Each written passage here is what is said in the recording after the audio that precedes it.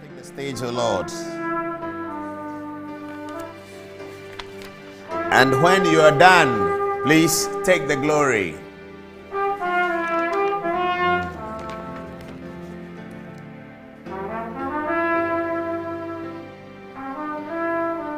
Okay, so let's go. It says, take the stage, Lord, and have your way. I'm just a vessel and nothing more. And when you're done, please take the glory. I'm satisfied just to see you glorified. Take the stage, Lord, and have your way. I'm just a vessel and nothing more. And when you're done, please take the glory. Satisfied just to see you glorified.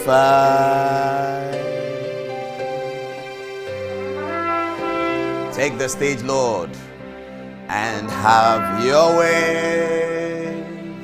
I'm just a vessel and nothing more. And when you're done, please take the glory. I'm satisfied just to see you glorified. Let's take the last one again. And when you're done, please take the glory. I'm satisfied just to see you glorified. We take that one again. And when you're done, please take the glory. I'm satisfied just to see you glorified. We take the song from the beginning the last time. Take the stage, Lord, and have your way. I'm just a vessel and nothing more. And when you are done, oh, please take the glory. Satisfied just to see you glorified. Let's take it one more time. Take the stage, O Lord. And have your way. I'm just a vessel. I'm just a vessel and nothing more. And when you're done, hallelujah be to the resurrected Lord. Take the glory. Just take the glory, O Lord. I'm satisfied. I'm satisfied just to see you glorified. One more time. Take the stage, Lord. Take the stage, Lord. And have your way. I'm just a vessel. I'm just a vessel. And nothing more, Lord. And nothing more. And when you are done, oh Lord. And when you're done. Oh, of course, just take the glory. Please take the glory. Oh, I'm satisfied. I'm satisfied. Just to see you glory. One more, last one. Take the stage, Lord. Take the stage. And have your way. Oh, I'm just a vessel.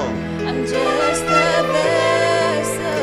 And nothing more. And nothing more. And when you are done, oh Lord. And when you're done. Hallelujah. Please take the glory. Oh, I'm satisfied. I'm satisfied. Just to see you. Glory. Take the stage again, Lord. Take the stage, Lord. Take the stage, Lord. And have your way. Have your way. I'm just a vessel. I'm just a vessel. And nothing more. And nothing more. Oh, and when you are done, oh Lord. And when you're done. Hallelujah. Just take the glory. Please take the glory. I am satisfied. I'm satisfied just to see you glory. And when you are done, oh Lord. And when you're done. Please take the glory. Hallelujah. I'm satisfied. Oh my Lord, I'm satisfied. Just to see you glory. And when you are done, oh Lord. And when you're done, Please take the glory. And when you are done, I'm satisfied to see you glorified. Take the stage, Lord. Last one. take the stage, Lord. And have your way. Oh my Lord, I'm just a vessel. I'm just a vessel. And nothing more. And nothing more. And when you are done, oh Lord. And when you're done, Hallelujah be to the resurrected Lord. take the glory. Oh, just take the glory. I'm satisfied. I'm satisfied just to see you glory. to see you glorified. Bible scripture. Tell me, Bible.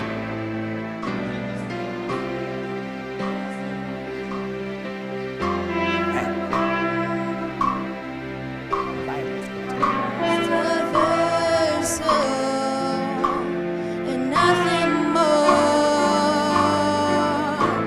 And when you're done, please take the glory. I'm satisfied Satisfied just to see you glorified. to see you glorified. Organist, keep it. Organist, keep it low. Let's go to the scripture. Keep it low, piano, keep it low. So tonight we have a lot for you, okay? We're going to have a full conversation on the Ken Ofori-Atta thesis analysis. Kwame P.N.M. has weighed in into that as well. We're going to talk about it.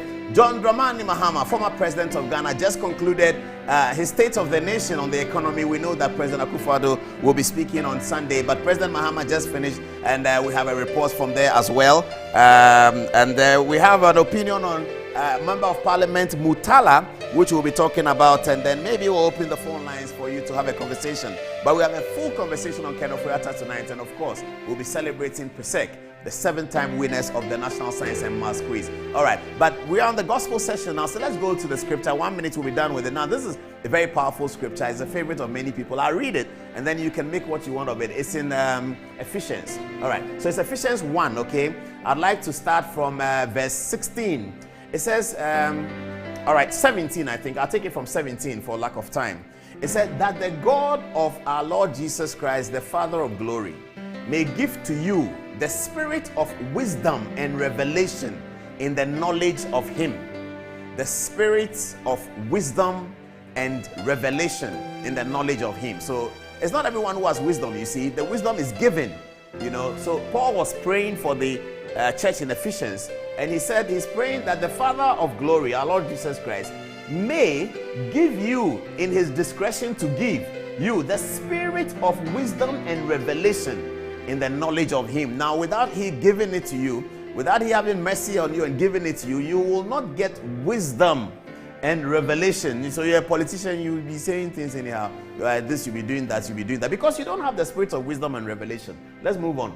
It goes on, it says that in that regard, in getting and securing wisdom and revelation in the knowledge of Christ, this is what you're going to get. The eyes of your understanding will be enlightened, that you may know what is the hope of his calling, what are the riches of the glory of his inheritance in the saints, and what is the exceeding greatness of his power toward us who believe.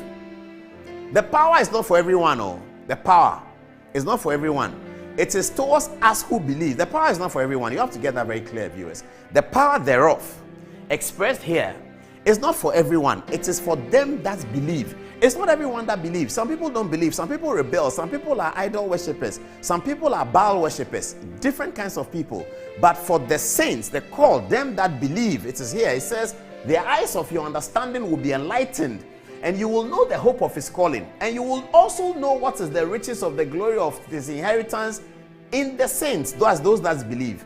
And you will know what is the exceeding greatness of his power. His power. His power toward us, you see, according to the working of his mighty power, which he worked in Christ. Now, what is his mighty power? It says, you will see the power according to the workings of his mighty power. What's the mighty power? The mighty power is the one that he worked in Christ when he raised him from the dead and seated him on the right hand side of the Father in heavenly places. He seated him far above all principality and power and might and dominion, and every name that is named, not only in this age, but also in the age to come. And he put all these things under his feet and gave him to be the head over all things to the church, which is his body, the fullness of him who fills him in all. So the power of God towards us is expressed in this way. That power, the one that raised Christ from the dead and seated Christ at the right hand side of the Father, the one that exalted the name of Christ above all principalities and powers. So those who worship those things, they know where the power is. So because there's above principalities and powers. They go to principalities, powers, they go to water bodies, they do all kinds of things. And they do that a lot in politics, in sports, in business, in journalism. They do that. But they do not understand that doesn't constitute the power. So they don't understand the things that happen. The Bible says that they are confounded. They get confounded, you see, because they don't understand. They don't understand because they have not obtained mercy to be able to have access to that power that is able to go above all principalities, all powers, all might, dominion, and then that power that lifts up a name above every name in this age and in the age to come. So if there's any power for us to look for, this is the power in Christ Jesus, our Lord, the resurrected God. That's the power. Okay, that's the power. So let's do the last one. Take the stage, Lord, and we are done. Take the stage, Lord. Last one. Take the stage, Lord.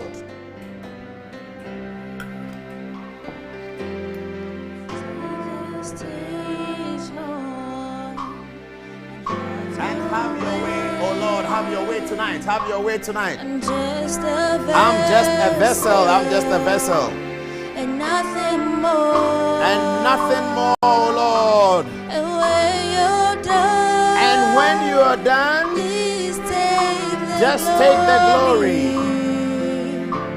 I'm satisfied. I'm satisfied to see you just glorified. To see you glorified. Take the stage, Lord. Take the stage, Hallelujah be to the resurrected Lord. Oh, what a powerful time in the presence of the Lord. I'm Ahead of the just controversial a program. vessel. I'm just a vessel. Nothing more. And nothing more, nothing more. And when you're done, Oh, and when you're done, oh Lord, please take the glory. Oh, my Lord, I'm satisfied. I'm satisfied just to see you glorified. Last one. Take the stage, Lord. Take the stage, Lord, and have your way. I'm just a vessel and nothing more. Nothing more, nothing more, nothing more. And when you're done, And when you are done, oh Lord, please take the glory. I'm satisfied. I'm satisfied just to see you glorified. Hallelujah. Be to the resurrected Lord. Now it's an official good evening to you. Welcome to Good Evening Ghana. Tonight we'll take messages in Mandarin, in Spanish, and in English. But where do we start? There's a big story on Ofori-Atta that we have a lot of analysis to share with you tonight. But where do we start? We start from here. This is the gate that we all walk through. I walked through this gate in the middle of the 80s to excellence, to a campus that teaches excellence, a campus that teaches you to focus and teaches you to rely on yourself, and that in your light, the light that you build around the entire school will see light. So the mantra we speak at Presec in Latin is Illuminatuo videbimus lumen. It means that in that light we shall see light, and those are the things we write in the t-shirts like this that we wear. This is my jersey of Odadia 91. So thank you very much. Clap for me. I'm not that young, you know. I was in the school way back. It's very old, yeah. But this is the glorious gate that we walked through. It wasn't as beautiful as this. We have to give credit to Reverend Dr. Markwe, the founder of Living Streams Church, who was for the last many years the president of the Odadia Association. He has now handed over the baton onto the able, very, very able Dr. Ofori-Atta as well. So this is Presec, and we know the story about Presec. Yesterday, Presec went to the away grounds in Kumasi, and they were hosted by Prempeh College. Adisada were never going to make it. We know that already, but it's okay. It's okay for them to be around. Adisada were never, ever going to make it. They were never going to win. I mean, they were excited to be in the final, and we heard what happened on Adisada campus in Cape Coast.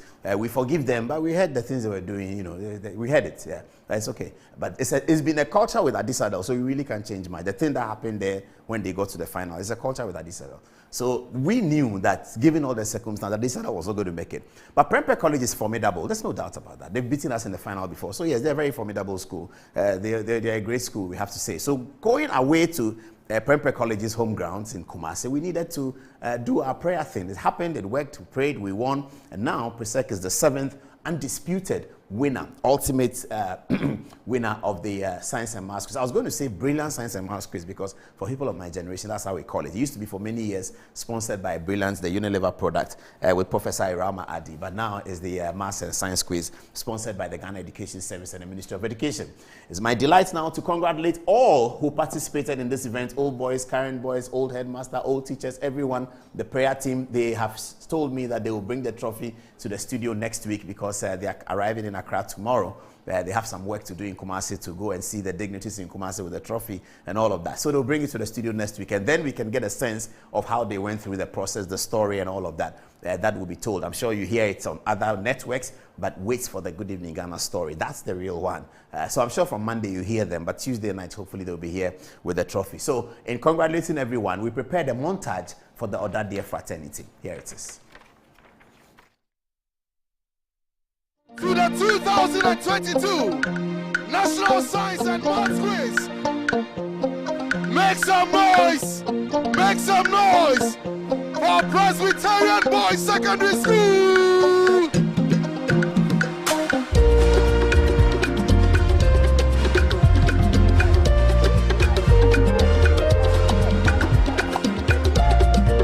Somebody say blue!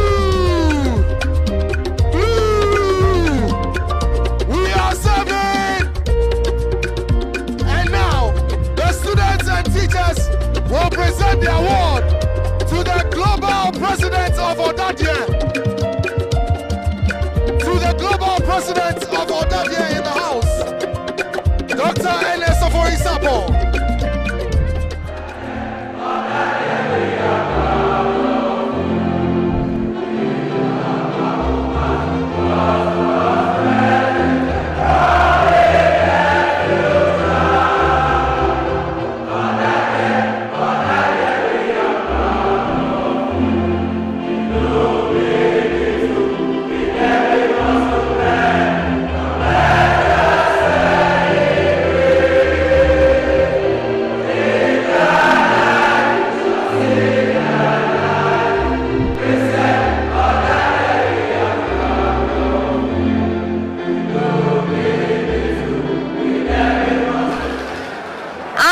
metal halide commonly used in cloud seeding.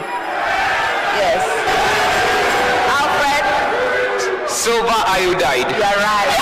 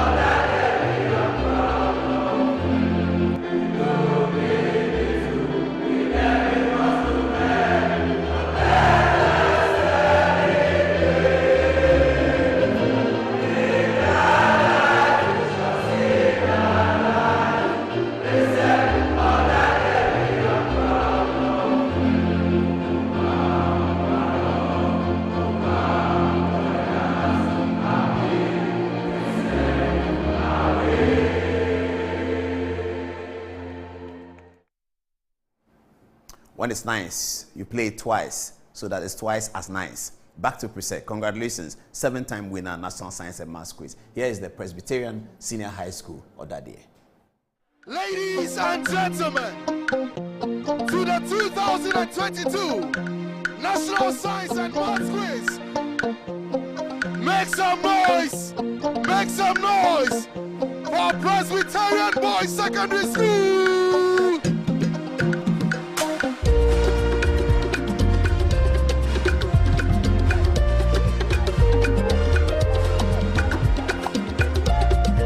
Somebody say blue! Blue! We are 7! And now, the students and teachers will present the award to the global president of Odadye. To the global president of Odadye in the house, Dr. Ofori-Atta.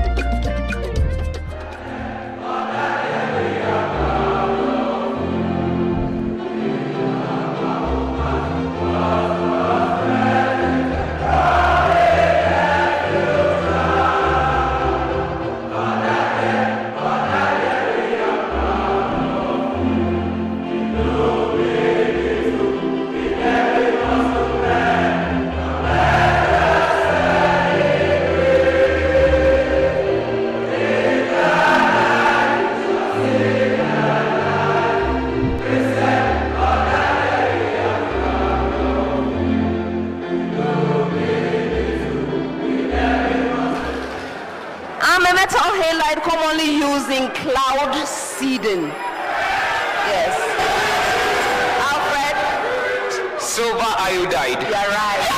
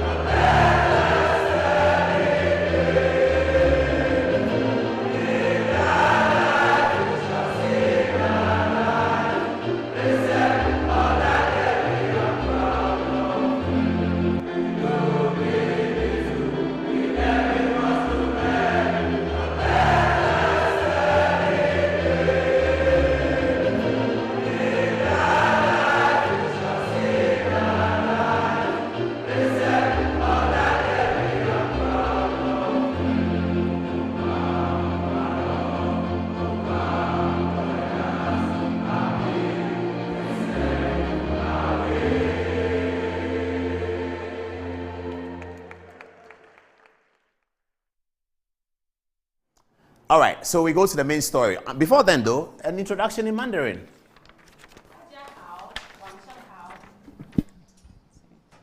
大家好，晚上好，你们都好吗？欢迎再次来到晚上好加纳这个精彩获奖的电视节目。今晚在节目上，我们有挺有意思的一些议题、一些话题想讨论，希望你们都会在这里都享受我们带给你们的内容。你们也可以在 Facebook 和 YouTube 上把你们所有所想跟我们说的信息都会给我们发过来，我们会给你们读出来。谢谢。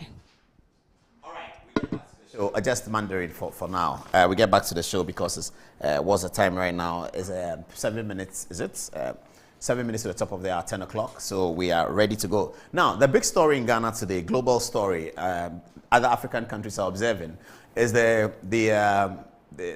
how do I say, democracy, the ramifications of a democratic Ghana and a democratic parliament. And it's put squarely on the table the authority of parliament, parliamentarians, their constituents, the general public, the president, and the decision-making processes, okay?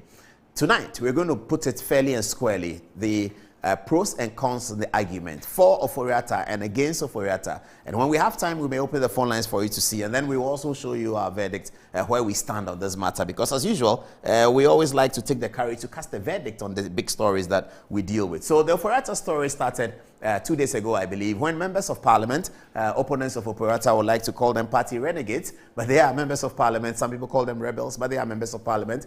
They proclaimed that they numbered 80. They held a press conference. About 20 of them held a press conference in which they told the general public something that they intended for the president's ear. Now, that's where the problem started. People were wondering that, but why do members of parliament of the New Patriotic Party go and speak publicly about something that's intended for the president's ear? Because in the press conference, the presentation was done such that they were indicating something they were telling the president, almost like giving an ultimatum to the president that you have to remove Ken Ofori-Atta and Charles Edubwai. Otherwise, this and that and that and that. They could have told the president that in private, couldn't they? But well, they said it in a press conference. And so it was widely covered by media. And then the conversation started. Who and who is with the parliament, who is not with the parliament, who is part of it and all of that, and who is not part of it. Is the majority leader aware who is underneath this? Even the argument even went to presidential candidates, Alanche Martin, Mahama Baumia, Kwabene Japan, and all that. Who is behind it? So every media house was sort of dealing with this matter. Came as a surprise to some. For some, it was a celebration of the democracy. But for others, they thought that, what's this anyway? Oh, no. It did not portend any instability at all. No instability at all. So later in the day, there was word that whilst the MPs were talking, President Akufo-Addo and Finance Minister Ken Ofori-Atta were meeting with the Association of Ghana Industries and the Council of State, and that later in the evening, the president was going to grant audience to the members of parliament. So that did happen. Tuesday evening, we were here when we were told that President Akufo-Addo is meeting members of parliament in the Jubilee House. Okay, reports from the meeting indicate that it was cordial, and one of the MPs told me that in politics, personality is everything, because they went to the Jubilee House quite angry, but the way in which President Akufo-Addo received them and then the manner in which he winded the conversation and how he led the conversation made everybody calm down. So at the end of that meeting, President Akufo-Addo was able to convince the majority members of parliament, the majority caucus, that yes, you may have a difficulty with Ken and Charles Edubwai, but at this stage, we are in the middle of an IMF negotiation. So can we finish the IMF negotiation and also pass our budget for 2023 of 2 years to go to an election, and then we can deal with this Ofori-Atta matter. The President Akufo-Addo managed to convince them on that. And then we were told that at the end, the President talked up the chances of the MPP. He talked up to the MPs how the MPP is a great party and they can jaw and talk to each other, and there's no domineering figure and everybody has an opinion and the opinions are expressed. The President talked about that with his MPs and expressed his pride in the fact that he belongs to a political culture like that. So that's how the meeting ended. And when the meeting ended, then there was a statement. Do you have the statements for me? The majority parliamentary statement. He's going to put it up. There was a statement by Chairman Sabonsu, the majority leader, and I want the statement, and I'll read it in a minute. Chairman Sabonsu published a statement of what happened at the meeting. So this is what he said. Okay, this is the statement that was published on the majority caucus letterhead, and it reads as follows. Following the press conference held on Tuesday, 25th October 2022, by some members of the majority caucus in Parliament, demanding the removal of the Minister of Finance, Mr. Ken Ofori-Atta, and the Minister of State at the Ministry of Finance, Mr. Charles Edubwai, from office, the President engaged members of the caucus and requested that the issue be stood down until the conclusion of the round of negotiations with the International Monetary Fund, IMF, and the presentation of the budget statement and economic policy in November 2022, and the subsequent passage of the appropriation bill, after which time the demand shall be acted upon. So that's what he said, acted upon. It doesn't mean that the demand will be acceded to. It doesn't mean that the president is going to remove Ofori-Atta, but really, that's what he said. After deliberations among the majority caucus today, Wednesday, 26 October 2022, that's yesterday, it was agreed to accede to the president's appeal. And then the document is signed by Chairman Sabonso. So that's where the matter is right now. As we speak to you, President Akufo-Addo and his team are in the mountains of Eburi, join over the economic situation, most likely ahead of his broadcast to the nation on Sunday, which we will talk about tonight. The broadcast to the nation, we'll talk about that tonight after we have, of course, explored the John Mahama. But still on the Ofori-Atta story, please. Okay. So now, can I have Ken Ofori-Atta back over there with Parliament over there? Let me do the analysis. Now, so who is Ken Ofori-Atta, by the way? Okay, so Ken Ofori-Atta is an investment banker, etc., founder of Data Bank. Everybody knows his father is Jones Ofori-Atta, who used to be Deputy Minister of Finance in 1969. Later on, he was an MPP presidential candidate. He was a professor at the university. Jones Ofori-Atta is thought of being... I want Ken Ofori-Atta here, please. Jones Ofori-Atta is thought of being a young prodigy lecturer. He got his PhD very early, etc., So that's the background of Ken. In terms of his academic associations at Motor School, where he was sports prefect, he was actually a sportsman. He ran the 100 meters very fast. And then he went abroad to Yale and is it Princeton? Yale and somewhere. What did you say? Yeah, it was Yale certainly, and there's another one. There's another Ivy League school where he studied and then became an investment banker. Soon after he started working in America, he decided to migrate back to Ghana, set up Data Bank with friends of his, including Toby Afede and others. And then they put up this thing and set up the Ghana Stock Exchange. So he's been in that space for a long time. Sometime around 2007, he started being very political in following the Akufo-Addo ambition for Akufo-Addo to become president of Ghana in 2007. Of course, you know that there's a relationship between Ken Ofori-Atta and Akufo-Addo. I think they are cousins, something like that. He followed this Akufo-Addo ambition in 2007, 2008. Akufo-Addo was elected by the NPP in December 2007 to be the flag bearer for the party's election in 2008. He became, but he didn't win the election. In all the circumstances, whatever it is, Professor Mills became the president. Ofori-Atta then also followed Akufo-Addo's campaign and supported the campaign in 2012. After 2012, he actually resigned from Data Bank on the basis that he wanted to concentrate full-time on the political ambition of re-electing the NPP into power. So he was very instrumental in all the activities, demonstrations, and all of that. Eventually, when the NPP came to power, Ofori-Atta was named the Minister for Finance and Economic Planning in 2017. So tonight, what are we doing? We are assessing the characterization, the strength, and perhaps if there is a weakness of this man called Ken Ofori-Atta, for which reason some members of Parliament are calling him out, and for which reason others are firm in the position that you have to keep Ken in the job. Okay, so Ken became Minister of Finance in 2017, isn't it? Let's go back to 2017's budget, which he read to Parliament.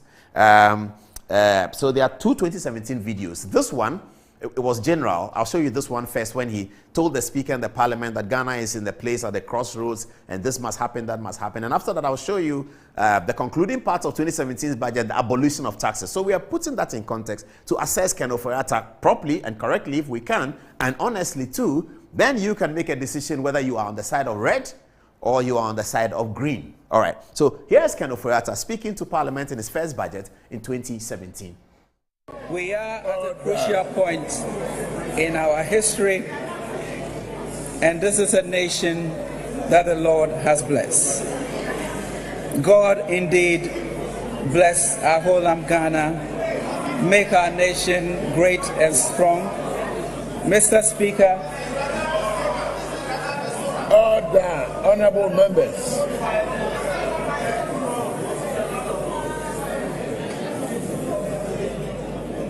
Mr. Speaker, I beg at this juncture to move the Asempa budget. Thank you.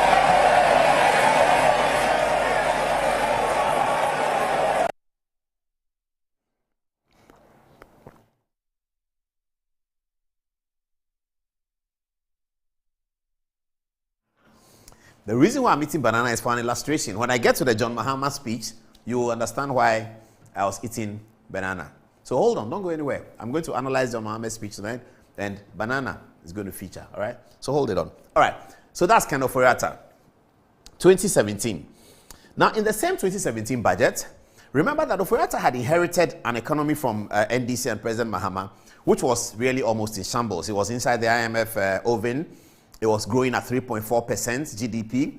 It was recording negative growth in a sector like agriculture. This is the kind of economy they inherited. So as soon as he became Minister of Finance, they had to jet off to Washington to continue the negotiations with the IMF and tell the IMF what we wanted and what we didn't want. After meeting the IMF, he came and presented this budget. Now, in this 2017 budget, he and his Ofori-Atta and his team had campaigned in 2016 of excessive taxes, and they wanted and needed to demonstrate that they were committed to this. So in spite of an IMF program, in spite of the difficulty, this announcement he made to Parliament about abolition of taxes, 2017. We will abolish the 70.5% of domestic airline tickets. We will abolish the 5% VAT on real estate sales. We will abolish, Mr. Speaker, we will abolish excise duty on petroleum. Mr. Speaker, we will reduce the special petroleum tax rate.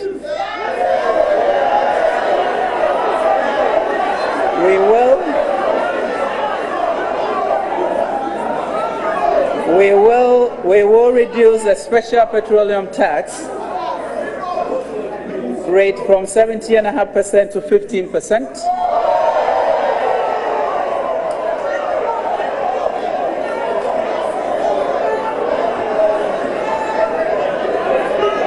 Mr. Speaker, members, order. Mr. Speaker, to all of our friends in Abosokai, we would abolish duty on the importation of spare parts. The Nana Addo Dankwa's measures to eliminate nuisance taxes is not over. Mr. Speaker, we shall abolish levies.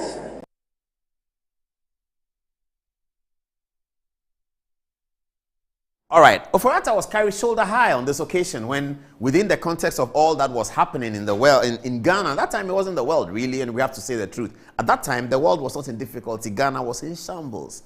The world was not in difficulty, but Ghana was in shambles. That's a matter of fact, and it's borne out by the data, okay? Yeah, so the managers of the economy at that time who managed to take Ghana into shambles when the world was not in trouble, they have questions to answer, and they will come and campaign, and we'll ask them these questions. In fact, this evening, John Mahama has been speaking. When I get there, we'll deal with that. Okay. All right. So, Ofori-Atta presented this budget to Parliament. He was carried shoulder high by the members of Parliament, especially of the MPP side. And everyone in Ghana was relieved that all of these had happened, and Abosokan, they were singing his praises. In 2017, November, this budget was read. Okay. 1 year later, Ofori-Atta comes back to Parliament in 2018, even stronger and most likely better. This is Ken Ofori-Atta, 2018, Parliament. With the little we inherited from the Mahama government,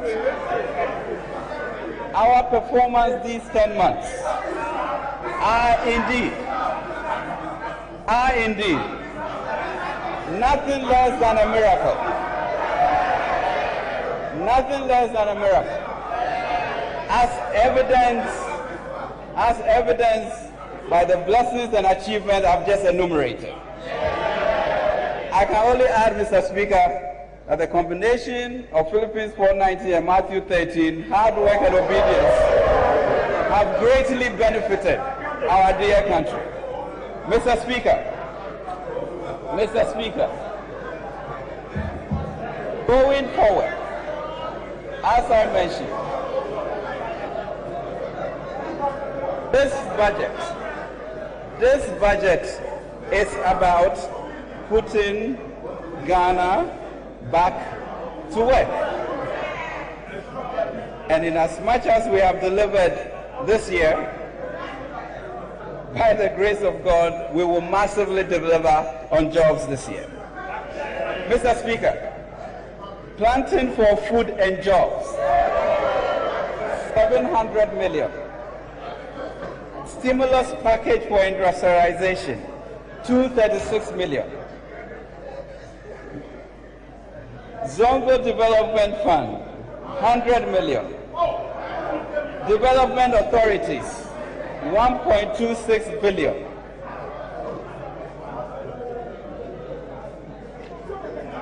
Entrepreneurship and innovation, 50 million. Akufo-Addo plan, Mr. Speaker, Nation Builders Corps, 600 million. National ID, 200 million. Positioning Ghana as a regional financial hub, a multi-billion-dollar industry. Integrated bauxite aluminium, 2 billion. Mr. Speaker, the Akufo-Addo plan for economic transportation, 1,600 kilometers of road, 500 million. Bridges, gas cell, 400 million cedis, Mr. Speaker, of agricultural financing. Mr. Speaker, in addition to this, IDA credit of $100 million for labor and jobs. Another IDA credit of $150 million, Mr. Speaker, for bank credit to support entrepreneurs and industrialization. Mr. Speaker,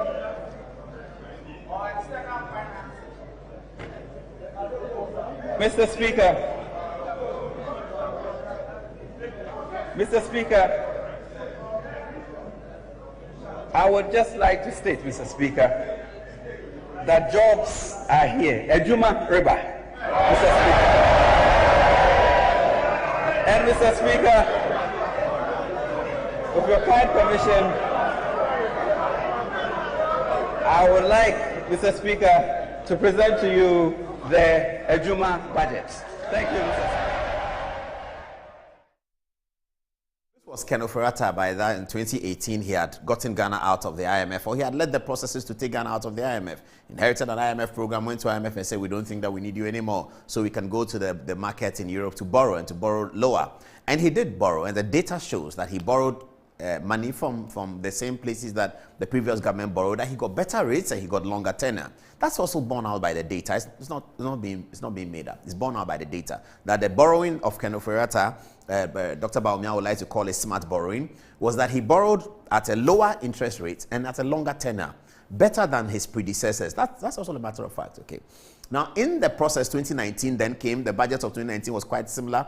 Even the budget of 2020 was quite strong. And by this time, 17, 18, 19, the economy is growing at an average of 7.5% from 3.4% that was inherited. All of that was Ken. At that time, no issues were raised. The world situation was quite normal. Everything seemed to be normal in the world at the time. And then the first one came, that was COVID. Okay. So COVID also hit in a significant way. And then after COVID, everything was building up again in 2021. We had an election, so it's an election year, so expenditure was checked, really checked. And we have not heard in 2021 complaints by our auditors that there was excessive expenditure in the 2020 election, as we had seen in 2016 and in 2012. 2012, particularly the European Union complained about excessive election expenditure in 2012 election. In 2020's election, amidst COVID and all of that, we did not hear a ballooning of our expenditure as a result of election. So then came 2021, then COVID hit.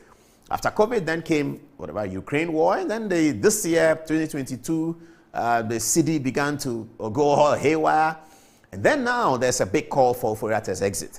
Supporters of Ofori-Atta say that you cannot blame this on him, can you? You have to look at the economic situation. Now, even with this economic situation, from COVID through COVID to Ukraine war and all of that, Ofori-Atta and his administration have kept the lights on. They have recruited people. Now, between 2013 and 2016, the world was normal. There was not much going on in the world. Ghana was sinking, and the IMF told us you cannot employ anyone. So, no, we couldn't employ anybody. Between that period, the John Mahama period, we couldn't employ. In the Ofori-Atta period, the first time when the world was normal, we employed police people. There was graduate unemployment. It was a big talk of 2016's election. There was still graduate unemployment after Akufo-Addo became president. It hasn't ended.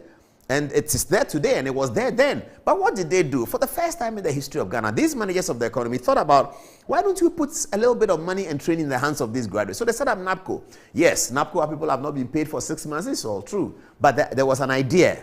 And that's how nation building is done. There was an idea. Somebody put up an idea to set up NAPCO. He set up GIADEC. And then what do? You have to be able to generate revenue, isn't it? I'm coming to the revenue question. But I'll bring you back to this one. During COVID, there was concern that from the managers of the economy that the way this COVID thing is going, we are going to have a difficulty after COVID. And Ofori-Atta actually published an article, and people have forgotten. And we could see what I can find for me. He said, what will an African finance minister do?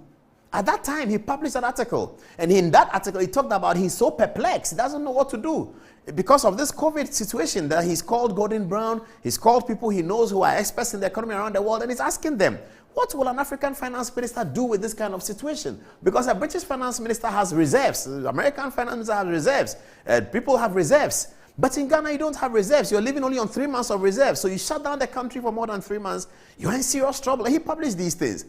But the most significant and far-reaching confession about the effects of COVID and what it could likely do in terms of its ramifications for us as a country and within the circumstances of a country as a third world was graphically demonstrated by the president in one of his broadcasts. And I'm going to show it to you now. It's just 3 minutes long. And I'm showing it on the back of the fact that the president will be speaking to the nation again this weekend. But in this particular broadcast to the nation, way back in the midst of all of these difficulties, the president and the managers of the economy told us that we could have a lot of problem. The other day, I saw Bright Simmons talk about COVID and the expenditure and COVID outcomes for the various countries.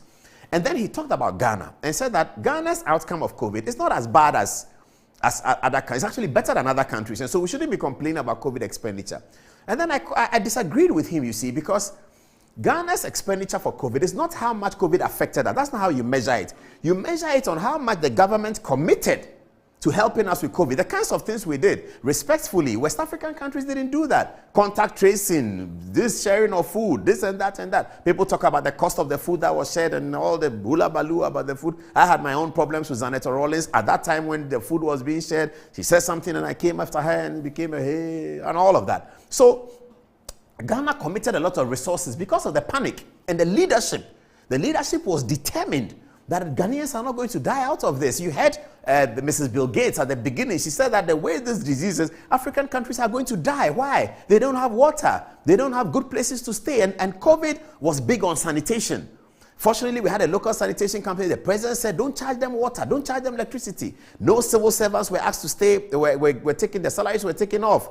Our medical workers given an increment and encouragement. Like America was doing. Ghana was like America. You remember, people arrive from Kotoka Airport. They put them in hotels. They do videos, Nigerians. And say, hey, Ghana, when you come, because they are so serious about COVID, they put you in a hotel. They give you food. The government was paying for that. African countries didn't do that. So when Bright Simmons comes to make the argument that Ghana's the COVID affecting Ghanaians, and he brings the data, how many unfortunately died, how many were hospitalized and all that.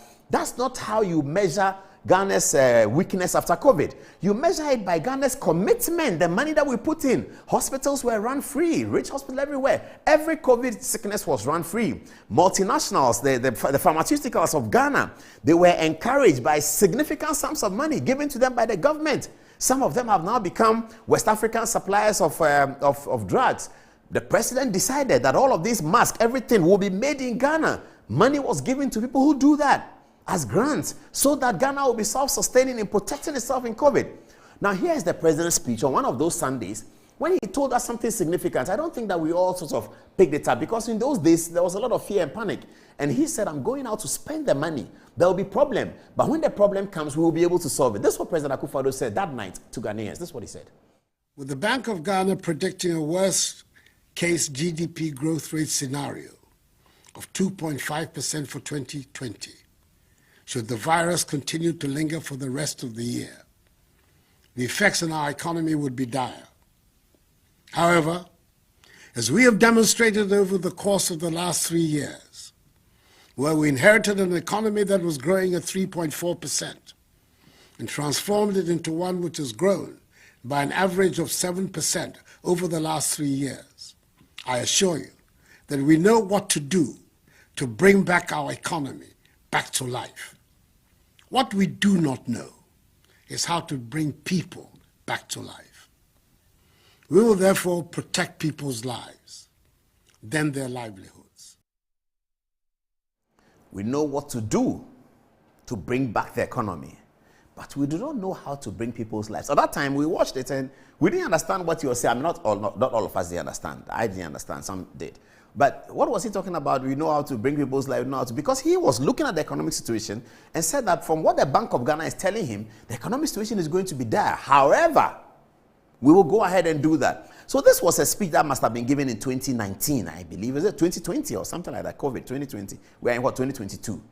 And he made these predictions. At that time, he didn't know that there was going to be Russia and Ukraine war. He knew that COVID was something we needed to deal with squarely. So this is the circumstance that the people who support Ofori-Atta are saying. But really come out and say, what is the point? Why didn't you say this in 2018? Because in 2018, he inherited a bad situation. Those who don't like Ofori-Atta, let's ask them this question. Do they agree that Ofori-Atta inherited a bad economy in 2016 and by 2019 that economy was healthy? Do they agree? If they do, what did he do in that space to get it done? And what is the problem now that they say that the president must sack him? Well, there's been a few pitfalls on the Ofori-Atta side. He had told Ghanaians that he was not going to the IMF, and he did. But who's wakes up? It's like somebody waking up and say that tomorrow, it's like when you are not well. You know, it happens to all of us. You wake up, you're not well. They say, do you want to go to the hospital? The first answer is no. I'll take some medicine. That's what it is. You wake up, so you are not well, it's getting bad. That's why the adverts on radio, when they say they advertise for FPAC, pharmacist is my friend, so I can say it, FPAC. They'll tell you that when you take FPAC and for 2 days, it doesn't work, go and see your physician. Go and see your physician is not the first instance when you wake up as a human being and not well. First instance is to drink water, you call your mother, say, make some leaves, all of that. You do all of that, it doesn't work, then you are headed to the hospital. So if Ofori-Atta says that, oh, no, this is not time for IMF, let me see what I can do about it. He said that. Weeks later, President announced that we're going to IMF. So a lot of people hold that against him. But should you hold that against him? I mean, that's an opinion that you may have. But if you look at the natural flow of things, so when people are not well, the first thing they do is not, I'm going to hospital. No, unless you break down, you are dead, you are falling down, something like that, then they rush you to hospital. But so long as you can express yourself and you can go about your business, you are more likely to take a drug first. And those who sell the drugs advertise and say, after 2 days, you have to see a physician. Okay, so this is the circumstances of the Ofori-Atta matter. Now let's come to the IMF situation. What have they put here? This is the article that I was talking about. If you can super it for viewers to see it, it's kind of small. Ken Ofori-Atta says, what does an African finance minister do now? And it says in a candid diary, Ghana's finance minister draws on Dante and the book of Daniel to explain how he is tackling the looming crisis. At that time, they called the crisis looming. Now the crisis is here.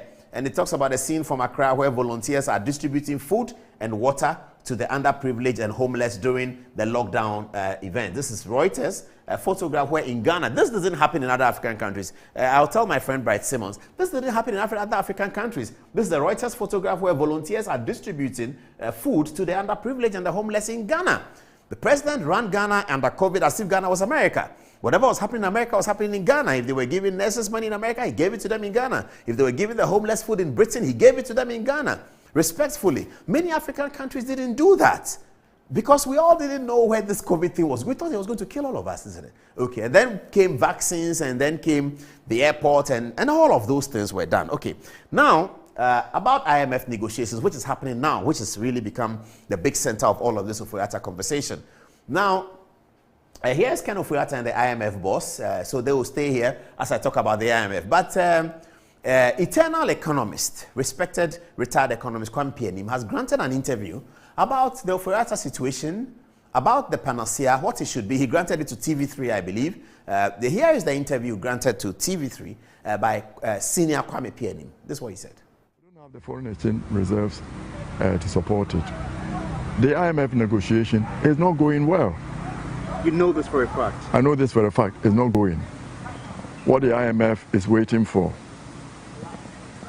is a bold, credible pronouncement from the president, as he did over the COVID.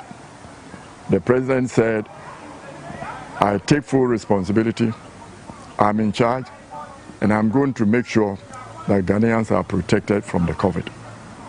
We need a president to own the crisis, to come out and say, there is nothing that I will not do to stabilize the economy of Ghana, to stop this pressure, the economic crisis that is looming, and that there are no sacred cows. All the flagship programs will be looked at and reviewed for efficiency. School, the free school one, the feeding, we are going to look at all that. And I myself, I'm going to set the example. It's expenditures that need to be cut.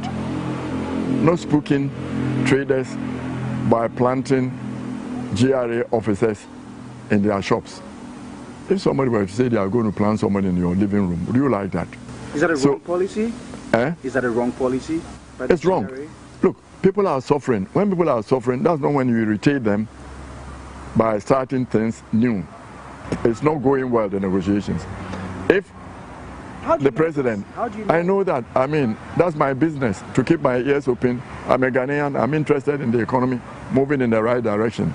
We are friends in Washington. So what I'm saying is that it's not going well, but they are looking for the president to come up as he came out on COVID. A credible message. I'm going to make sure we cut expenditures to stabilize the economy. You have the opportunity to tell him this? Yes, I mean, I send messages, I talk to him, you see, and then you need a credible messenger. Ken Ofori-Atta is not a credible messenger. Somebody who didn't want to take in this route. How can you say you should lead it? First, I say that the hardships on Ghanaians is unprecedented. Right. So it should save Ghanaians additional misery by stepping down. The second part is that NPP has a reasonably good reputation as a good manager of the Ghanaian economy. And it's time that it stops so that the irreparable damage is not done to the reputation of NPP as good managers of the economy. That's the second one. And the third one is, if he doesn't go, and the president doesn't let him go, we risk, Ken, irreversibly dragging the president's legacy and his presidency into the gutters. That's the view of a known critic of Ken Ofori-Atta, but of course we love Mr. Kwame P. He's a very distinguished economist. But he said a few things that show a bit of deficit as compared to what the IMF said. He said the IMF negotiations was not going well. That's quite alarming if he says that, because we all need to be alarmed about that. But did the IMF not issue a statement themselves about how the negotiations was going? Anyway, Mr. Kwame P. says President Akufo-Addo should speak to the nation as he did with COVID, and our understanding, as published by the Minister of Information, is that the president will be speaking on Sunday. So we wait to hear what he says. I think before the president talks to us, he's talking to his cabinet in Buri, and then he'll speak to the rest of the nation, I believe, at the weekend, as has been published. But so that will satisfy Kwame P.'s first point. The second point is that the negotiations are not going well. Let's go to the touch screen and see what the IMF itself said. Now, there's a message issued by the IMF after the negotiations with Ghana. The Washington, D.C. International Monetary Fund team, led by Stephanie Rode, met during October 11 to 19th in Washington, D.C. with Finance Minister Ofori-Atta, Bank of Ghana Governor Addison, and their teams to continue discussions on a possible IMF-supported program. At the conclusion of the meeting, Mr. Rode issued the following statement, quote, "The Ghanaian delegation and the IMF staff had very fruitful discussions on the authorities' post-COVID program for economic growth and associated policies and reforms that could be supported by a new IMF arrangement." So that's what the IMF said. Mr. Kwame P. says the negotiations are not going well. I'm wondering why the reporter did not confront him with the IMF statement, because the IMF statement came straightforward after the meeting with the Ghanaian delegation, and they name Ofori-Atta in the statement and the governor of the Bank of Ghana, and they say the quotation is that the Ghanaian delegation and the IMF staff had very fruitful discussions on the authorities' post-COVID program for economic growth and associated policies and reforms that could be supported by a new IMF arrangement. The statement goes on and the quotation continues. "We, that's the IMF and Ghana, made good progress in identifying specific policies that will restore macroeconomic stability and lay the foundations for stronger and more inclusive growth. The IMF team and the Ghanaian authorities remain fully committed to reaching agreement on a framework and policies for an IMF-supported program as soon as feasible. Discussions will continue in the weeks ahead with a follow-up mission to take place expeditiously, I believe, in Ghana." All right, so that's the IMF statement. So the IMF statement uses words like "we made good progress" and "it was fruitful." So Mr. Kwame P.'s testimony is not borne out by the IMF statement, unless, of course, and unlikely, that he suspects that the IMF statement is not honest. I don't think he suspects that. I don't think any of us suspects that. This is the IMF statement, and this is the IMF boss, Kristinala Georgieva, and Ken Ofori-Atta, the finance minister, but two of them doing the negotiations. She was in Ghana to see the vice presidents and all of that. So Kwame situation is not borne out. What we are hearing, though, about the IMF situation is that the IMF is particularly concerned that Ghana's revenue mobilization should show up not as an event. Say we go sell something like in the Kufuor time, they sold Vodafone for 800 million and had 800 million come into the economy. And we have some of those plans. There are some key assets that can be translated into cash and all of that. But from what we are hearing, the IMF is saying to Ghana that, no, that's not enough. This is your one-off 1 billion. No, we want a systematic growth of revenue such that the revenue mobilization in Ghana will not be 14% of GDP, which is what it is today. Our revenue mobilization is 14% of GDP. The IMF is looking for us to go up to like 20-25% and eventually maybe hit the OECD countries. OECD countries have 33% of their revenue mobilization. So if the GDP is 100, they are mobilizing revenue of 33 cedis. So and we are mobilizing revenue of 14 cedis. That's what it is. And so IMF is looking for us to do the revenue mobilization. Now, let's come in to talk about the revenue mobilization and still related to the Ofori-Atta story. Why are we not able to mobilize revenue? Why is Ofori-Atta not able to mobilize significant revenue? So, right from 2018, the digital migration just came boom like that. And we remember the president's big call on a year of return, and that's we've always praised Akufo-Addo for that kind of leadership, to be able to speak in Jamaica or Barbados he was, and said year of return, and it became a big global event, and Ghana was better for it. That's leadership. That's real branding leadership of a president. So that happened. When that happened, and a lot of people came into Ghana, and the whole IT infrastructure and the application of IT to selling completely revolutionized by the time we finished year of return. So the Ministry of Finance found that at least $7 billion of mobilization of revenue, which was coming through the GRA, is now being sold on the internet. So people are selling here, they are selling that, they are selling that. Millions and millions of dollars are being made on mobile money transactions in terms of the things that we are buying and the things that we are selling. Ministry of Finance found out that this is a problem because the regular mobilization, the way it's calculated, the way the law is designed, did not think about mobile money. At that time, there was no mobile money. So the law of mobilization is beginning to look moribund. Whereas other countries have advanced such that when you do electronic transactions, they can still see and charge you for selling something. Here we don't do it. We are not that adept. So he decided that let's go to the electronic market and see whether we can build up some revenue, because the IMF is saying that it's all about revenue mobilization. So what Kwame is saying is not correct, that the negotiations are not going on well. It's not correct. It's not borne out by the IMF statement. IMF said that is good. What we have heard is the IMF is concerned about, they want to see a systematic mobilization of revenue, not a one-off situation. So on revenue is now the main issue. The Ghanaian delegation must convince the IMF that we'll do this and that to raise revenue.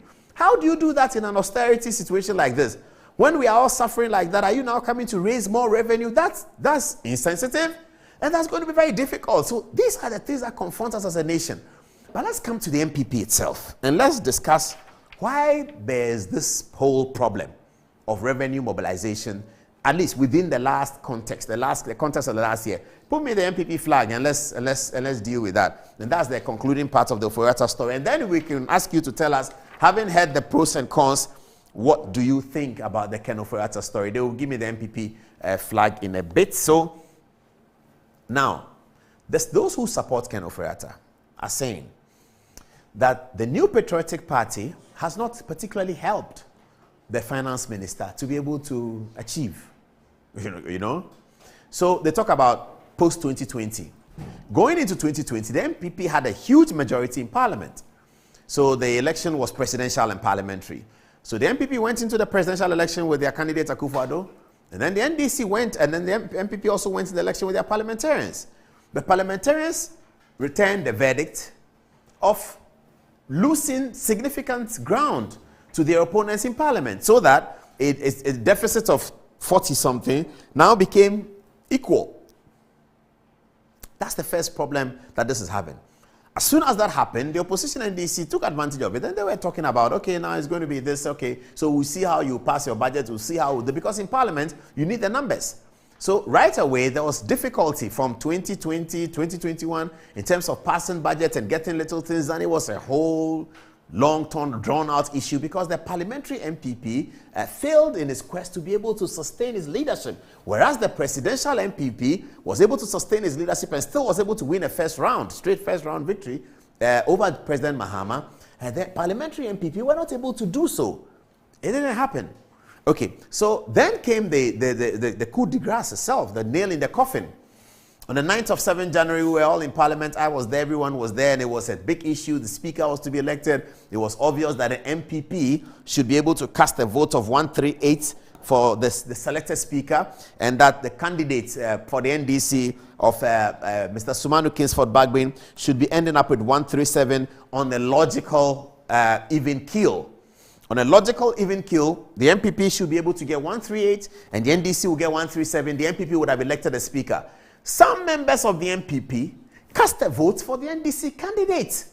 I'm not sure whether they knew what they were doing to the party, their party, to the country, because the MPP had won the presidency already, so they were going to be in the executive government, and you were a member of the MPP, and you knew these circumstances, and they went in there and they cast a ballot for Sumanu Kingsford Bagbin. And then the Speaker's position, if you like, flipped. And then Mr. Bagbin became Speaker, the NDC Speaker. And Speaker is the controller of Parliament. He decides what Parliament can discuss and what Parliament cannot discuss. When you file a motion, as we are seeing now, the Speaker must admit the motion. The Speaker does not admit the motion, that's the end of the motion.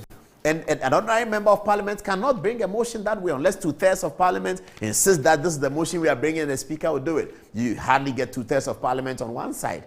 So the MPP went in and sort of shot themselves in the foot.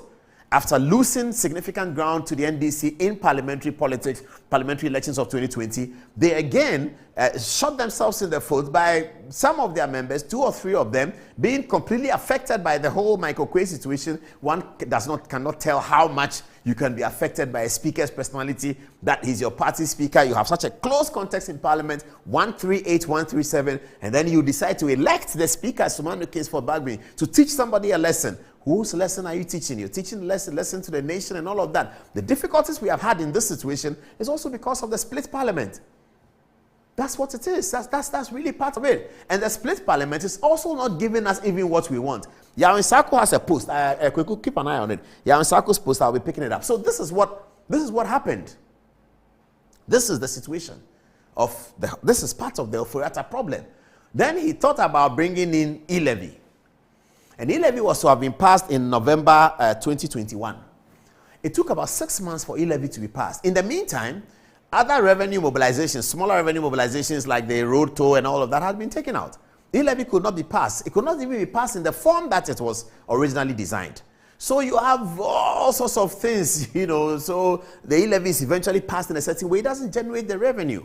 If e-levy was passed from day one, without all of that, Ofori-Atta was expecting to generate 6 billion of revenue. That's why he was confident that he didn't need the IMF.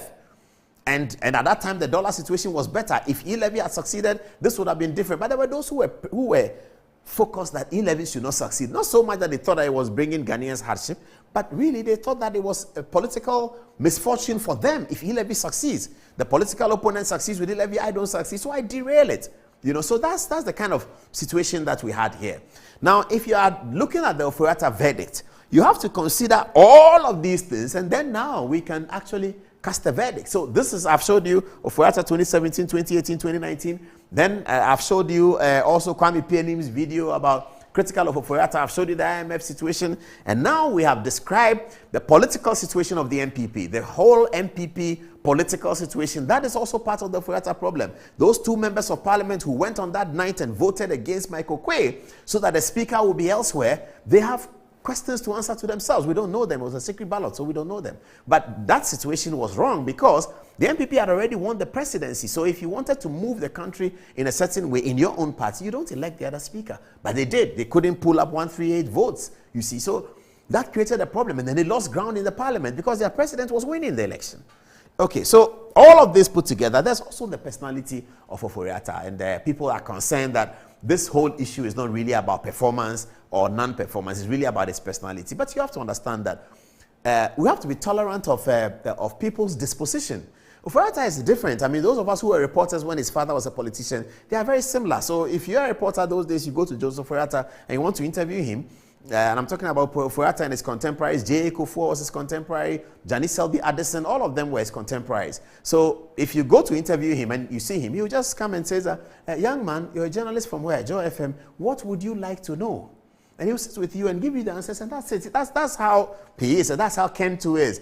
For politicians and politics, we want people who are louder, you know, those of us who shout a lot, talk. So I give you another example. My good friend, may he rest in peace, Kwame Amakotofo. You go to Amakotofos house to go and interview him at this Legon, and every journalist really enjoyed going to Amakotofos house. He sees you and says, "Namo Ghana journalist, no, and Tronkwa, Namo Church, Obede, Omifie." That's how he is. And that's politician. You go to Akufo-Addo's house to interview, you have a lot more to talk about. Joseph Ofori-Atta is, he comes as a gentleman, what would you like to ask me? And then he will give you the answer. He has to give you a document. He'll tell you that he's not ready, his driver will bring it, and his driver will bring it in an envelope marked. That's how Joseph Ofori-Atta was.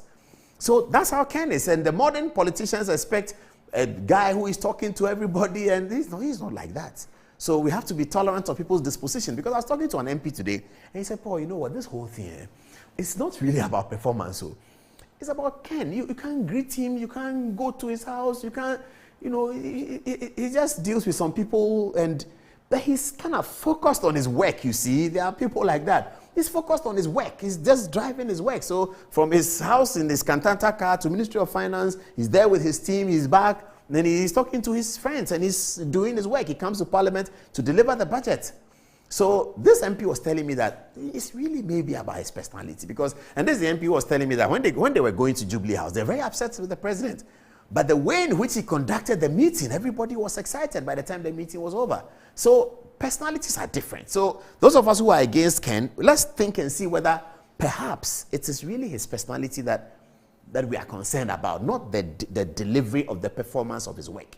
Not really that, because we've showed his work. 2017, 2018, 2019, if you didn't have anything to say about him, and which finance minister in the world would you not have something to say about in 2021, 2022? We remember Kwesi Kwarteng, don't we? We remember the one before him. We remember Donald Trump's elections in 2020 in America, for which Trump is still fighting and believing that they had used the whole COVID thing to get him out of power. And we're looking at Joe Biden and the criticism that he got in 2021 about the American economy. We're looking at the UK economy, looking at the German economy. Angela Merkel and his people, they left and they are still being blasted and criticized. So which finance minister in the world can you pick in 2021 and say that this is plaudits? You can't find, because the whole world is going through a global recession. So that's really the point. For those supporting Ken, that's their point. For those against Ken, they said, okay, hey, look at the dollar. It's now at 16 and 15. He should go. He should go. We should go. We don't like that. He should go. Later tonight, we'll be talking about John Dramani Mahama's presentation to Ghanaians earlier tonight. And now I go to text messages and see what we have at 20 minutes at the top of the hour. We come back. I have something to say about John Dramani Mahama's event. And then we'll talk about Mutari. We'll have a commercial break, don't we? We'll take a break after the messages. Okay, let's begin with Eunice. What do you have? I have one message in French coming from Johnny Kalala. He's saying, Salut à tous, je pense que vous allez tous bien. Aujourd'hui, j'ai bien aimé l'adoration au début du show. J'ai bien aimé comment les filles ont adoré Dieu. C'était formidable. So what he's saying is, hi everyone, I think you're all doing great. Today, I really liked the praise session. At the beginning, I really liked how the girl praised God. It was wonderful. Also, another message from Master Planner Junior Kintampo. Whether Honorable Ken Ofori-Atta is sacked or not, Ghanaians are not ready for the incompetent NDC. Honorable Ken Ofori-Atta did a fantastic job by managing an economy of 3.6% to 7% before COVID-19. Maybe he is so unlucky because of the pandemic and the war. If I were to be in his shoes, I would have resigned. I really like Ken so much. Coming from Gabriel Yeboah. But for the speculative inflation and city depreciation, there is no way one can call the head of any of the managers of the economy with the massive work in infrastructure and government support during the pandemic. Come on. Also coming from Natni, Ghana can survive if we take control of our destiny, not we being controlled by outside forces. And lastly from Dash Tinkon, if not for those two crises, Ghana would have been in a better position ahead of other African countries.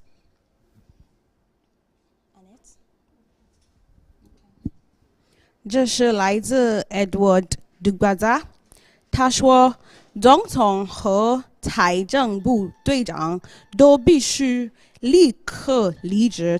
He's saying that the president and the finance minister must step down immediately.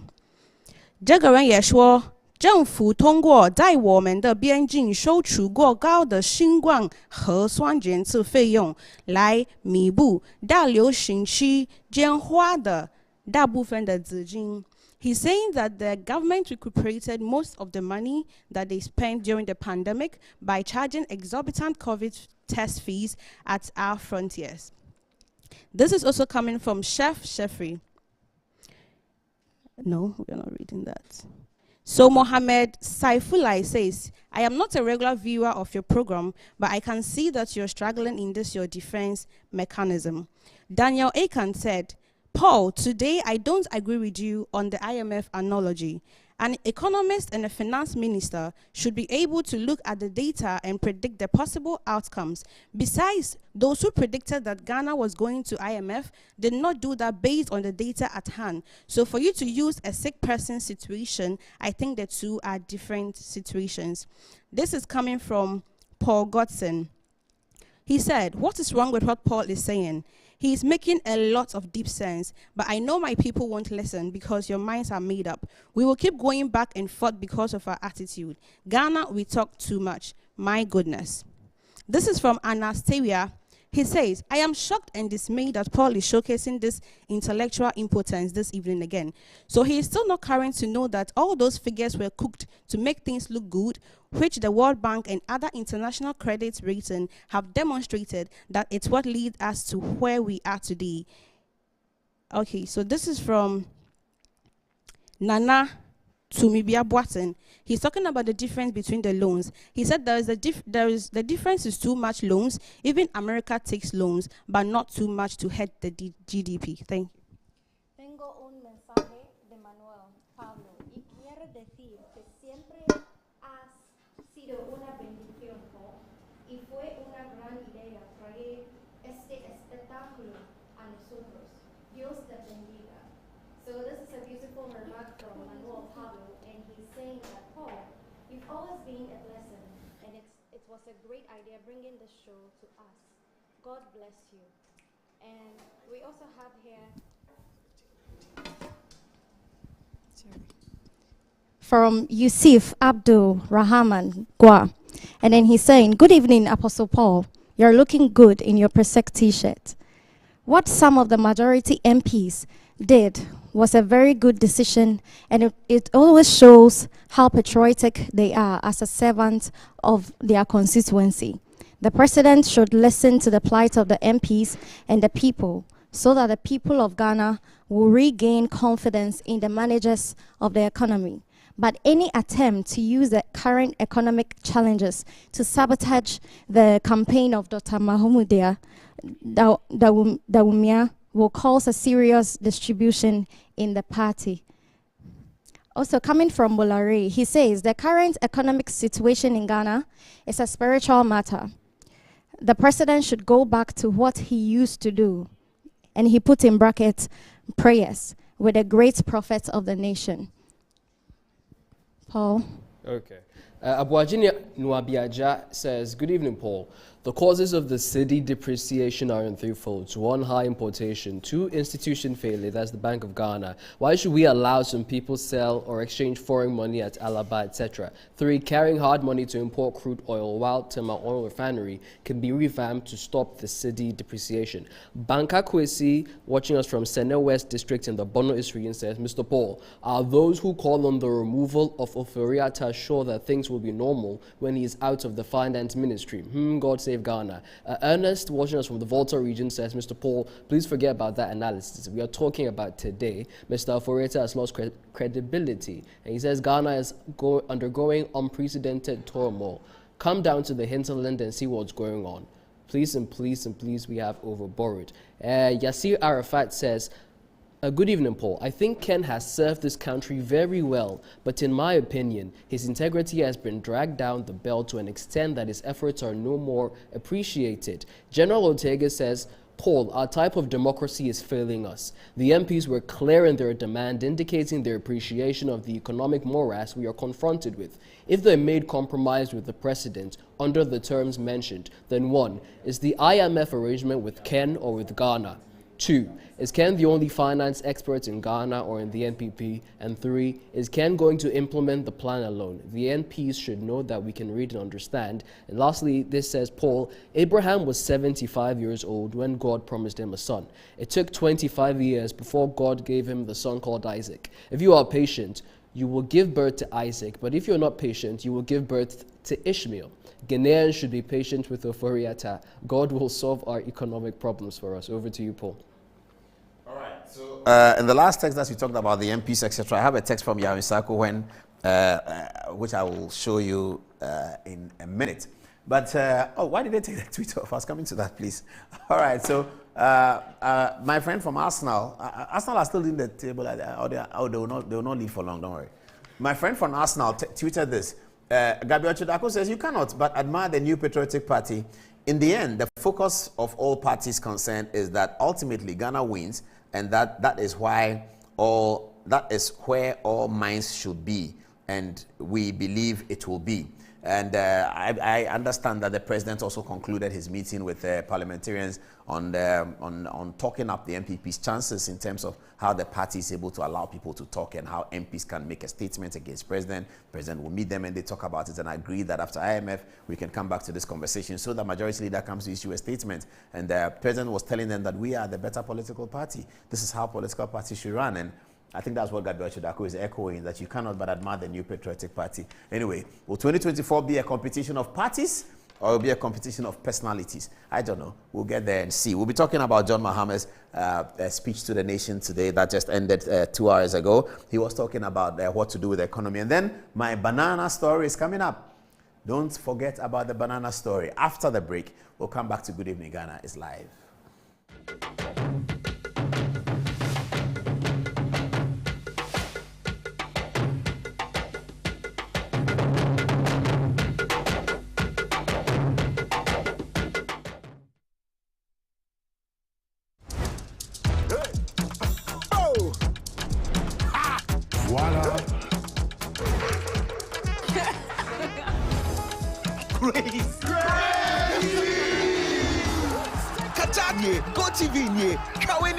Enjoy all 64 games live on GoTV.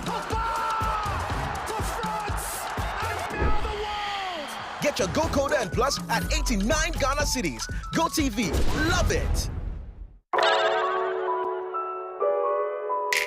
A state-of-the-art facility built with your family needs in mind. A medical center positioned for all your fertility problems and other diseases. Medimosis Clinic and Prostate Center. Our goal is to help our patients achieve and maintain optimal health. We have fully functional OPD laboratories in all our branches. Do you have problems urinating? Medimosis is the ultimate solution. Our Prostacure X capsules and Prostacure Herbal Tea treat prostate problems. Afromosis capsules gives you maximum performance, and for the ladies, Femacure X capsules solves all your menstrual problems. Locate Medimosis Clinic and Prostate Center at Adenta Barrier near the traffic light, Ashaman, Ajekojo, Kumasi, Ahirima Kokobing, and in Accra, Ministries after the Ghana Highways Yard. Call 0244 068 447. We accept National Health Insurance card and all other private insurance card. Medimosis Clinic and Herbal Center,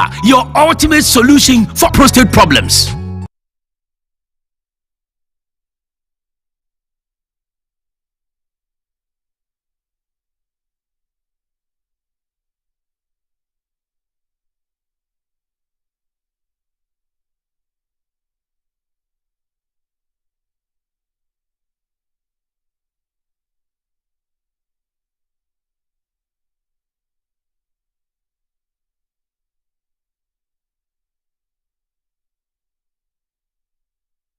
All right, so I now have if you have his photograph, please give it to me. Mohammed Mutala, the Member of Parliament.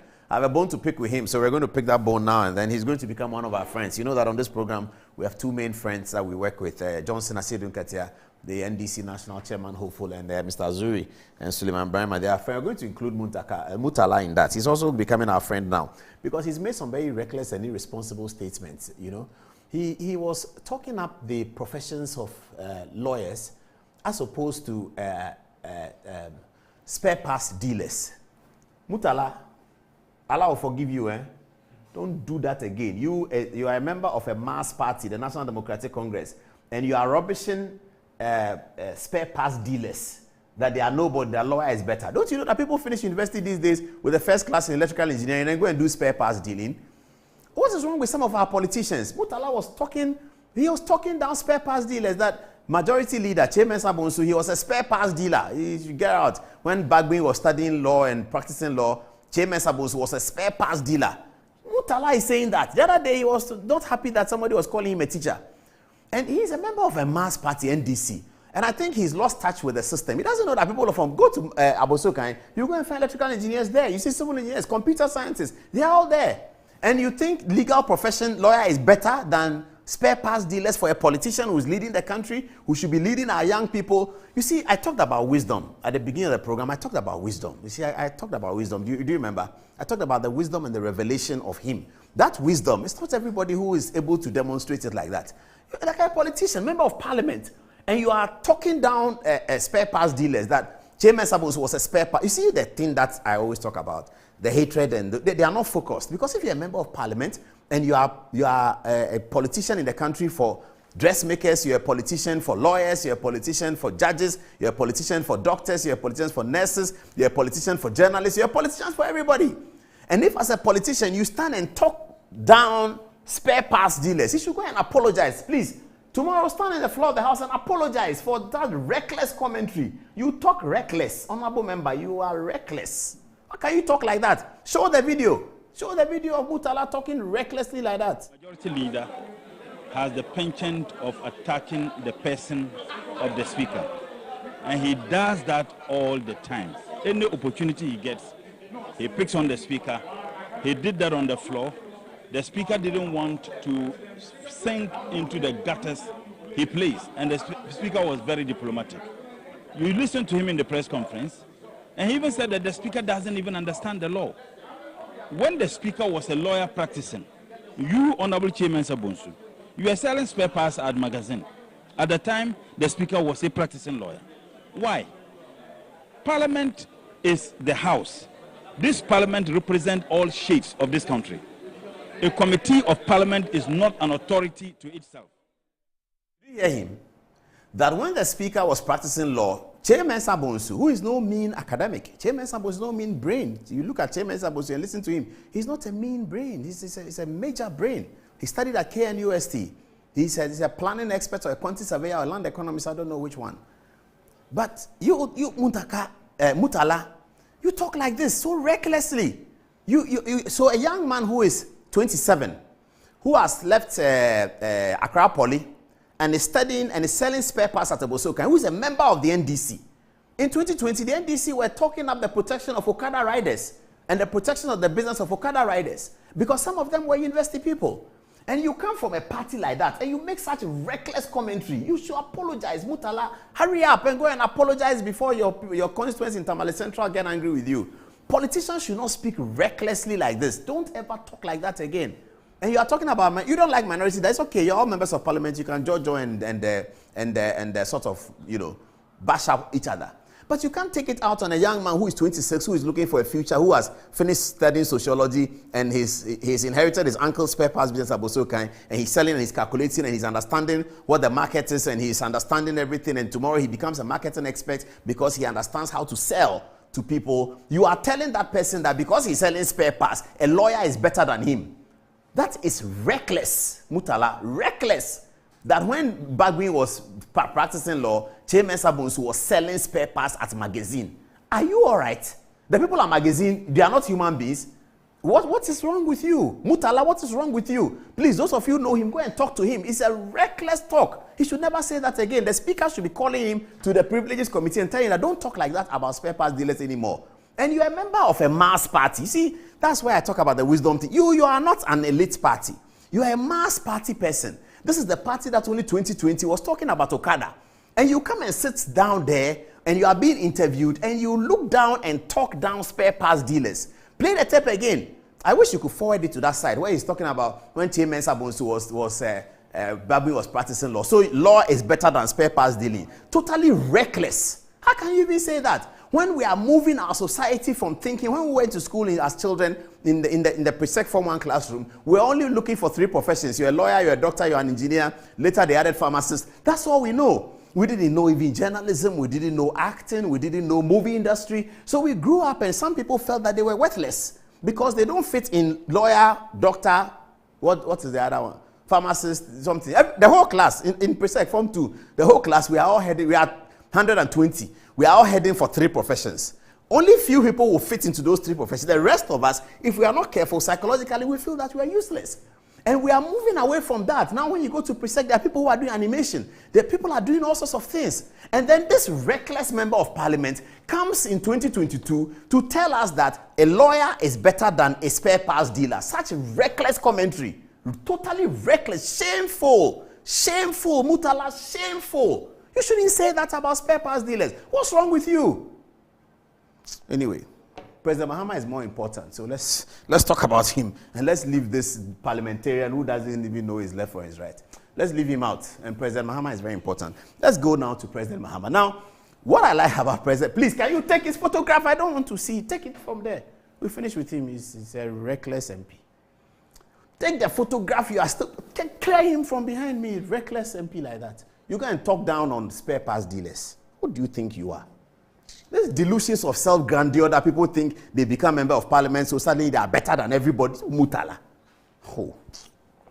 Anyway, spare parts dealers, don't mind him. Don't mind him.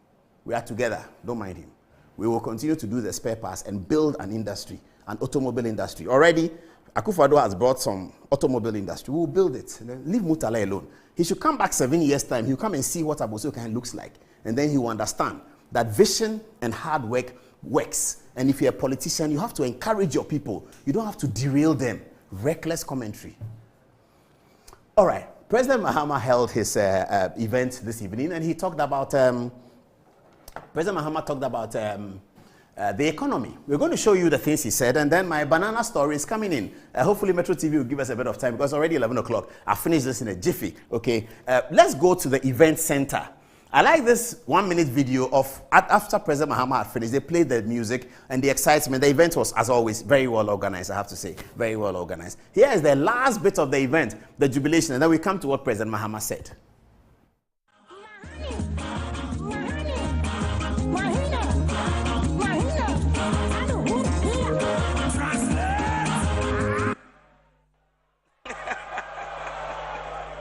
Thank you very much. Before we bring you the closing prayer, I want to thank the NDC minority group in Parliament and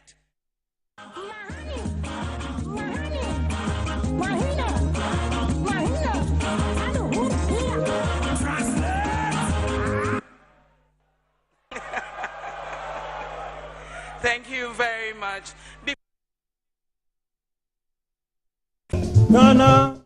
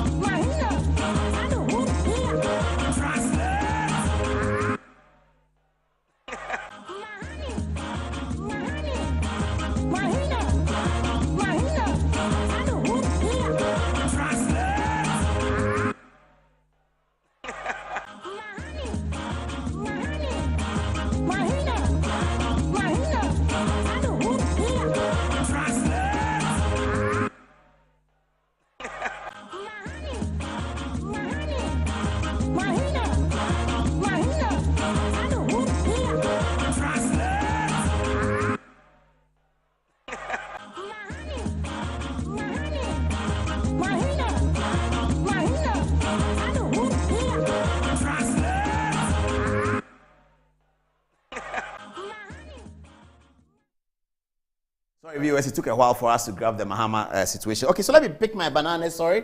Yeah, there you go. There you go. I got my bananas here. I'm going to show you something, okay? All right.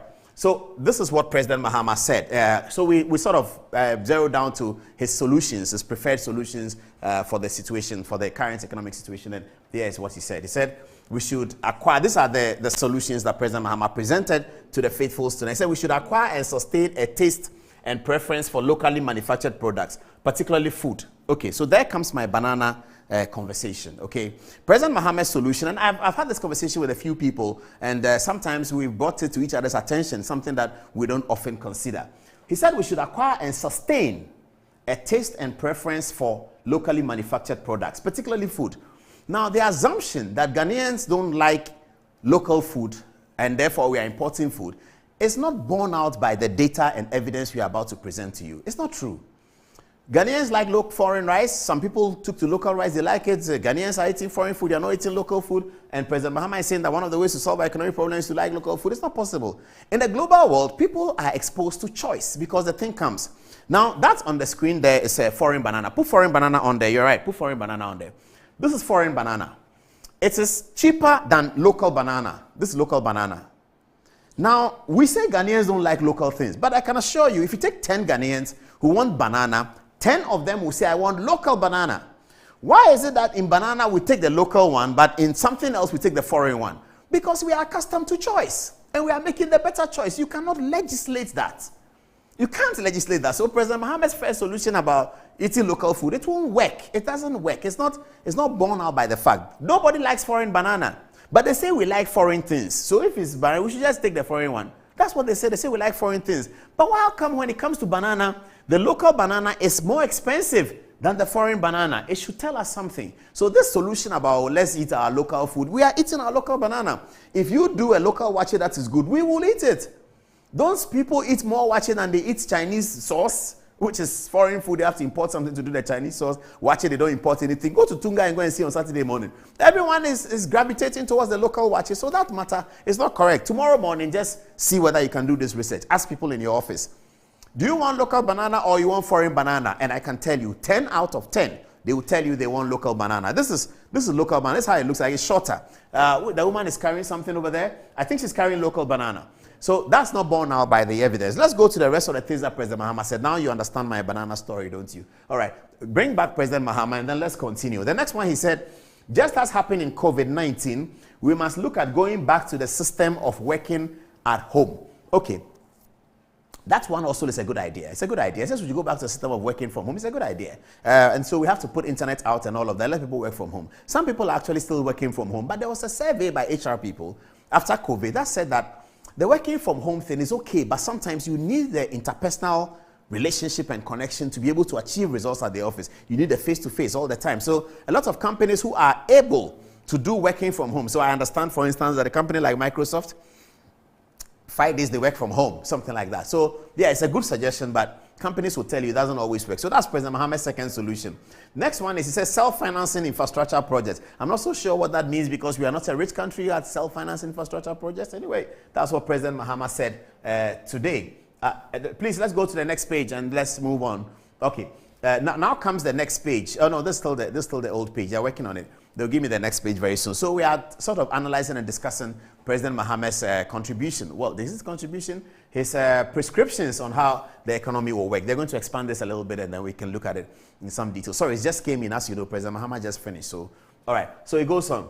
The nation needs to embark on a broad, long-term economic, governance, and structural reforms that will guarantee sustainable socio-economic growth. That one is just English. I'm sorry. It's just when politicians say that, it's really English. Let's read it again. The nation needs to embark on a broad, long, it sounds like sessional address. It sounds like sonar. It doesn't. Okay. The nation needs to embark on a broad, long-term economic, governance, and structural reforms that will guarantee sustained economic growth. I mean, you can put this speech in, you can put this line in Kwame Nkrumah's speech, it will work. In 1961. You can put the same line in Buzier's speech, 1969, it will work. You put the same in Rawlins's coup speeches, it will work. You put the same in Rawlins' sessional address of 8, it will work. Put it in Kufuor's sessional address, it will work. Mills, Mahama, everybody. This paragraph, I'm not sure. The nation needs to embark on a broad, I don't know what it means. So maybe as the NDC explains the press conference from tomorrow, we'll see what it means. All right. And then he says, reintroduce Colonel Achampon's policy of Operation Feed Yourself. That's a great idea. We've been talking about that. But instead of Colonel Achampon, people have talked about domestication, that Dan Latte was able to codify Achampon's system in a better way. And so in terms of, what's the policy? Those who are younger, you don't know. So when Achampon became the head of state of Ghana after the coup, he said, look, food sustainability is the first thing. So every Ghanaian, wherever you live, get a backyard garden. Go to the Ministry of Agriculture and collect seeds. That's what happened in 1973, 74. So you go and collect seed.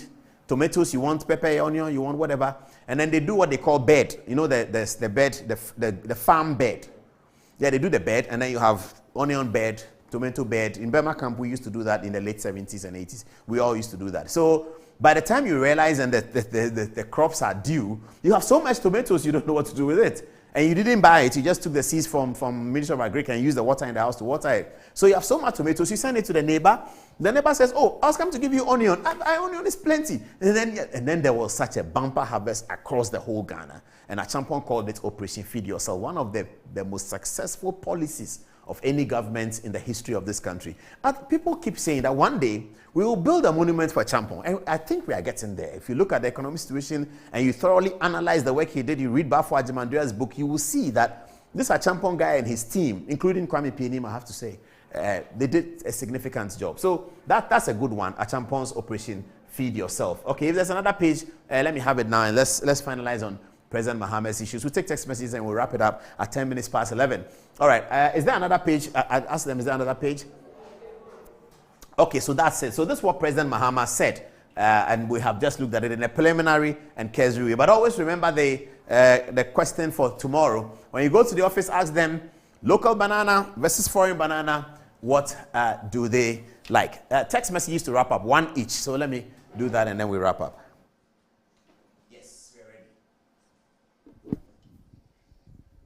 Okay, so coming from Raymond Inso Ajirima, he's saying that, good evening, Brother Paul. Politicizing and sounding pro-Ken Ofori-Atta on this topic is really unfortunate. The problems Ghana is facing currently is beyond Ken handling. You are saying that if you are a head coach and your best player is not performing well in a particular game, will you still keep him on the game? Watching you live from New York City. God bless you all. So this is coming from Owusu Bekoin. He says, if you want to play a credibility game, Anka JM would never wake up from his dream. But surprisingly, he's all over the place today and people seem to take him serious. Wow. So can JM come and stand before Ghanaians again to campaign where he, amongst other people, are chasing Ken out based on credibility? Anyway, Ken must respond to the cry of the many and go. So we have a message from Born Great, and he's saying, John Mahama just wants to score cheap political points with this global hardship. He goes to BBC to admit that the whole world, including Ghana, is in difficulty, but comes to Ghana to do propaganda. He is the most dishonest politician and ex-president. Okay.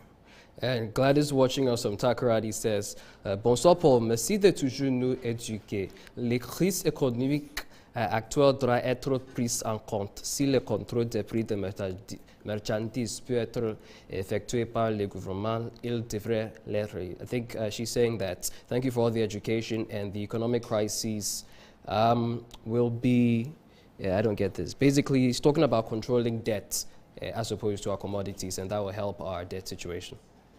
Over to you, Paul. Oh, okay. I was thinking about which camera to dodge and then get back to my seat. All right, then.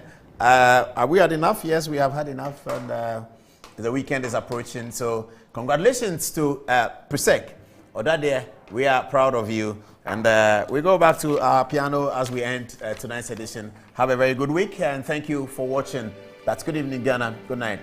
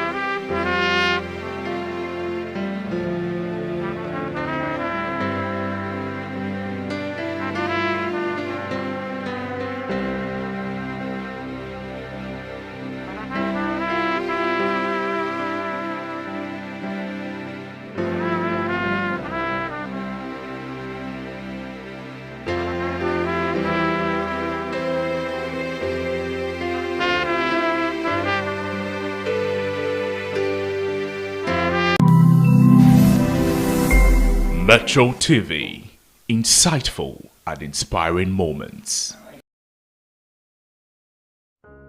Has Christianity always been one of the religions in the world to you? Oh, hallelujah. Christianity is not a religion, neither is it a joining of a church and doing the Christian things like praying and giving and